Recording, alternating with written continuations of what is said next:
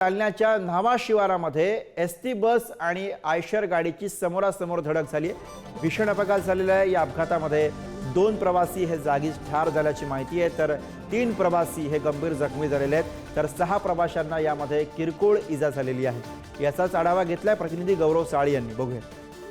जालना तालुक्यातल्या न्हावा शिवारामध्ये बस आणि कंटेनरचा भीषण अपघात झाल्याची घटना घडलेली आहे। मी सध्या घटनास्थळावर आणि आपण या ठिकाणी पाहू शकतात कशा प्रकारे बस आणि जे कंटेनर आहे याचा चकनाचूर झालेला आहे। या घटनेमध्ये साधारणतः 2 ते 3 प्रवासी जे आहेत ते मयत झाल्याची माहिती आहे, तर 10 ते 12 प्रवासी जे आहेत हे किरकोळरित्या जखमी झालेले आहेत। आपण या ठिकाणी पाहू शकता कशा प्रकारे बसचा पुढचा जो भाग आहे हा पूर्ण चकनाचूर झालेला आहे।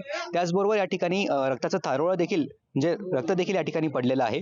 सदरची जी बस होती ही मालेगाव मार्गे माहूरगडकडे निघाली होती आणि जालन्याच्या न्हावा शिवारात या ठिकाणी बस आणि कंटेनरचा अपघात झालेला आहे। समोरासमोर धडक होऊन ही अपघात झाल्याची माहिती आपण या ठिकाणी पाहू शकता। बसमध्ये साधारणतः 70 प्रवासी जे ते प्रवास करत होते आणि त्यातील 15 ते 20 प्रवासी हे जखमी झालेले आहेत। त्यापैकी 2 ते 3 प्रवाशांचा या घटनेमध्ये दुर्दैवी अंत झालेला आहे आणि डेड बॉड्या त्याचबरोबर जे किरकोळ जखमी प्रवासी आहेत त्यांना सध्या रुग्णालयात पाठवण्यात आलेलं आहे आणि या ठिकाणची जी वाहतूक आहे ही खोळंबलेली असून वाहतूक सुरळीत करण्यासाठी सध्या क्रेन आलेला आहे आणि त्यांच्या माध्यमातून या ठिकाणी रस्ता जो आहे हा वाहतुकीसाठी सुरू करण्यात येत आहे।